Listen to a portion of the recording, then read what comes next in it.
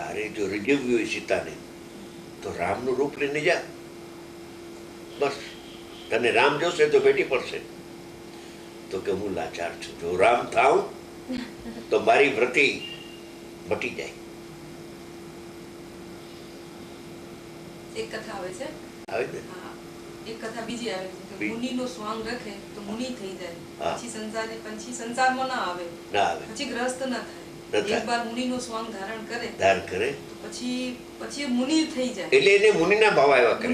મુનિના ભાવ આવે ને મુનિ થઈ જાય, સાચો મુનિ થઈ જાય. એ બરાબર. મુનિનો સ્વાંગ ધારણ કરે તો સાચા મુનિ થઈ જાય. થઈ ગયા તા મુનિ. સ્વાંગમાં મુનિનો વેશ ધારણ કર્યો તો એને. હે? ગુલાબ બ્રહ્મગુલાલ. હા, બ્રહ્મગુલાલ મુનિ હતા. હા, બ્રહ્મગુલાલ ગ્રસ્ત હતા પહેલા તો. બ્રહ્મગુલાલ. હા, એના ગ્રસ્ત હતા. હા, પણ એને ઓલું સ્વાંગ ધારવું બહુ આવડતું હતું. રાજકુમાર એના દોસ્ત હતા.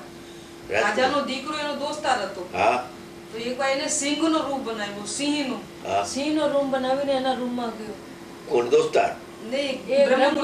બ્રહ્મગુલાલ એના રૂમમાં, મિત્રના રૂમમાં, રાજકુમારના રૂમમાં સ્વાંગ બનાવતા હતા ને અનેક જાતનું. એક દિવસ એને સિંહનો રૂપ બનાવ્યો. પછી આબેહૂબ. રાજકુમાર બી ગયા એટલે મરી ગયો, હાર્ટ ફેલ થઈ ગયો એનો. રાજકુમાર મરી ગયો. મરી જાય ને તો એના મા-બાપ ભય લાગી ગયો. હા, મા-બાપ બહુ ગુસ્સા થયા, બહુ ક્રોધિત થયા. તો એ હવે તારે ધારવું છે તો એક છેલ્લો સ્વાંગ ધારી લે. મુનિનો સ્વાંગ તું ધારણ કર. મુનિનો સ્વાંગ ધારતું અમારી ઈચ્છાથી હોય. એને મુનિનો સ્વાંગ ધરાવ્યું એની પાસે, બ્રહ્મગુલાલ પાસે. મુનિનો સ્વાંગ ધાર્યું એને, પછી તો એ ધાર્યું એટલે પછી તો એ મુનિ થઈ ગયા. સાચા મુનિ થઈ ગયા. જેવો વેશ ધારણ કરે એવું એ થઈ ગયો. પેલા હું કહેતો હતો વાત સાચી છે કે જ્ઞાનીનો સ્વાંગ ધારણ કરીને તમે વાંચો. ભલે જ્ઞાની તમે નથી, પણ જ્ઞાનીનું રૂપ તમે ધારણ કરશો ને તો આમાં એ જુદું દેખાશે. લખનાર મુનિ છે ને, સાચી છે એકદમ. એવા જ ભાવ આવે ને પછી. બોલો, આ દાખલો તો સારો છે. દાખલો બહુ સારો છે. પછી મુનિ રાવણનો દાખલો યાદ હતો, પણ આ સાચો છે. બનાવ બનેલો. મોક્ષ ગયા ને? નહીં, મોક્ષ નહીં. ચોથે કાળમાં? ના. ની પંચમ કાળમાં? હા. કેવા ગુલાબ? બ્રહ્મગુલાલ. ભાવલિંગી સંત થઈ ગયા. કારણ કે રસ્તી હતા એમને સ્વાંગ હસી મજાક બનાવતા. મુનિનું સ્વાંગ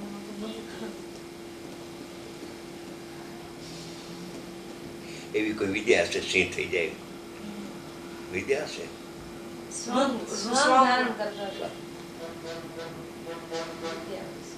એવું રૂપ કરી નાખ્યું એને પોતાનું. ઓલો બી ગયો, એનો મિત્ર ભયમાં મરી ગયો. હમણાં ખાઈ જશે મને એમ.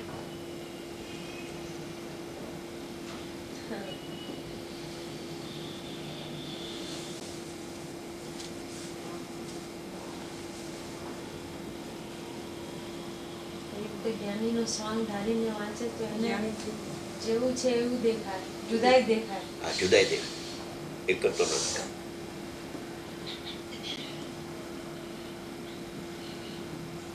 સમયસાર છે જેવો કે જે વાંચે એ અજ્ઞાન ભ્રાંતિ એની પાસે રહીએ નહીં. દૂર થઈ જાય, ક્ષય થઈ જાય. વિજ્ઞાન થઈ જાય. વિજ્ઞાનની કળા છે. ગાથાએ જેટલા છે પરમાત્મા થયા બધા ભેદ વિના થયા છે. ગાથાએ ભેદ વિના.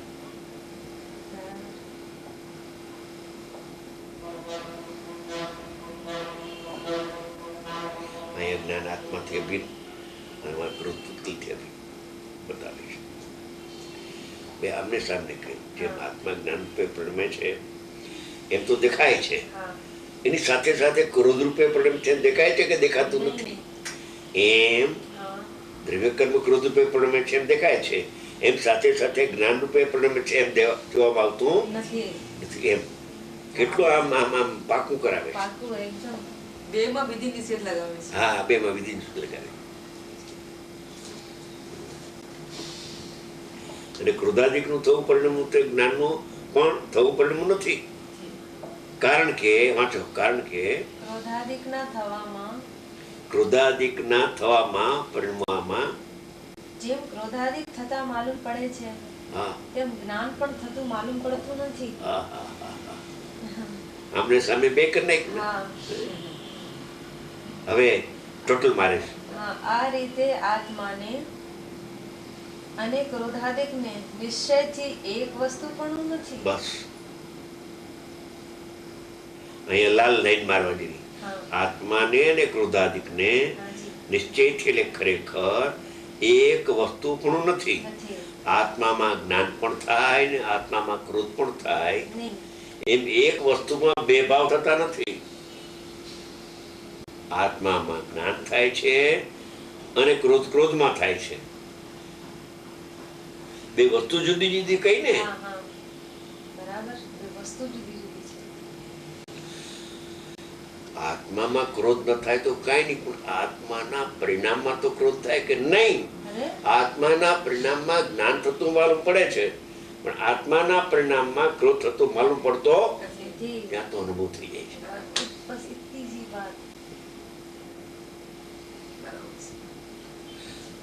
જ્ઞાયકમાં તો ક્રોધ નથી થતો, પણ એની અવસ્થામાં ક્રોધ થાય છે કે ના, એની અવસ્થા જ નથી. એની અવસ્થા છે, ક્રોધ એની અવસ્થા નથી. દ્રવ્યમાં તો ક્રોધ નથી, પણ ઉપયોગમાં ક્રોધ નથી. ઉપયોગમાં ઉપયોગ છે. શું વાત કે નહીં? ઓહો, આત્માને ક્રોધાદિકને નિશ્ચયથી એક વસ્તુ પણ નથી. એક વસ્તુ હોય તો જ્ઞાને થાય ને ક્રોધ થાય, પણ એક વસ્તુ નથી. બે ભિન્ન ભિન્ન વસ્તુ છે. લક્ષણ જુદા છે અને જુદાય છે. પદાર્થ જુદાય છે, વસ્તુ જુદી છે. વસ્તુ કેમ જુદી છે કે લક્ષણ જુદા છે. લક્ષણ જુદા છે માટે વસ્તુ જુદી. એ તો સિદ્ધાંતિકો વિશેષાંતરમ. બે ગાથા ઉપરા ઉપર.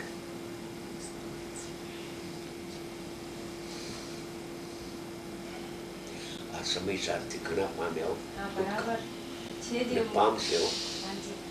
આ ઉત્કૃષ્ટ નિમિત્ત છે, અપર નિમિત્ત છે. જેવો આત્મા છે એવો સ્પષ્ટ બતાવે છે. એવો કોઈ શાસ્ત્ર એટલો સ્પષ્ટ ન બતાવે, બહુ સ્પષ્ટ બતાવે છે. એકદમ જુદાય. તું આત્માની સન્મુખ થાને ત્યારે તારું ક્રોધ રૂપે પરિણામ મટી જશે.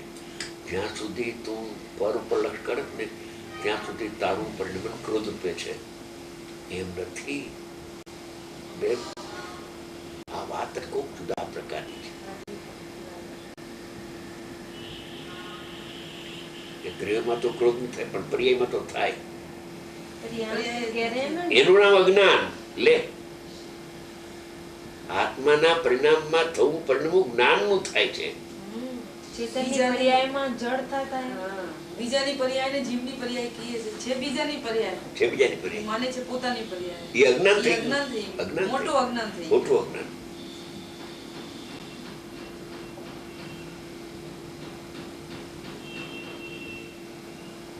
પરિણામ બીજાના છે.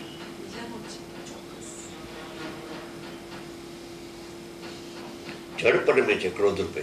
આત્મા પરિણમતો નથી.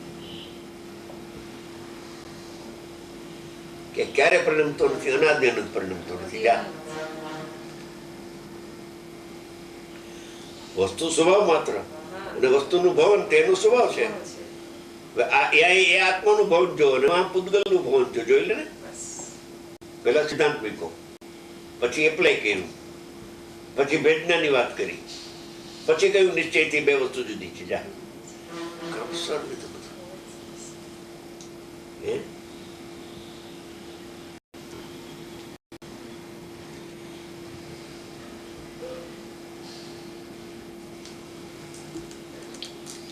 પછી કીધું આ પ્રમાણે. હવે આવ્યું ને, આ પ્રમાણે વાંચો. આત્મા અને આશ્રવોનો વિશેષ એટલે તફાવત દેખવાથી જ્યારે આ આત્મા તેમનો ભેદ એટલે ભિન્નતા જાણે છે, પેલા તો વિશેષ દેખે છે, એટલે લક્ષણથી જુદાઈ દેખે છે. પેલા એ વિચાર આવ્યો કે મારામાં જ્ઞાન થાય છે કે મારામાં દુઃખ થાય છે. જો તો ખરો, મારામાં તો જ્ઞાન થાય છે, મારામાં દુઃખ થતું નથી. એમ ત્યાં લક્ષણ ભેદ કર્યો, ત્યાં દુઃખ દુઃખમાં છે, જ્ઞાન જ્ઞાનમાં છે, વૈજ્ઞાનિક.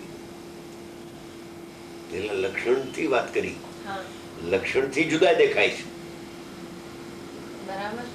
બરાબર છે, ન્યાય છે. આ પ્રમાણે આત્મા અને આશ્રવોનો વિશેષ એટલે બેયનું લક્ષણ જુદું જુદું. આત્મા અને આશ્રવો બે લીધા ને, એના વિશેષ. આત્માનો વિશેષ શું ને આશ્રવનો વિશેષ શું, લક્ષણો એમ દેખવાથી જ્યારે આત્મા તેમનો ભેદ એટલે ભિન્નતા જાણે છે. હા, ભિન્ન છે મારાથી. જ્ઞાન અભિન્ન છે આત્માથી, અને ક્રોધ જડથી અભિન્ન છે. તેથી આત્માથી સર્વથા ભિન્ન છે. આવે છે ને, યા આ પૂતગલના જ પરિણામ છે બેન. બરાબર છે. હજી અધિકારમાં લીધું એ તો 14 ગુણના લીધા. અહીંયા તો રાગ છે એ પૂતગલના પરિણામ ચોખ્ખું આવે છે. બરાબર.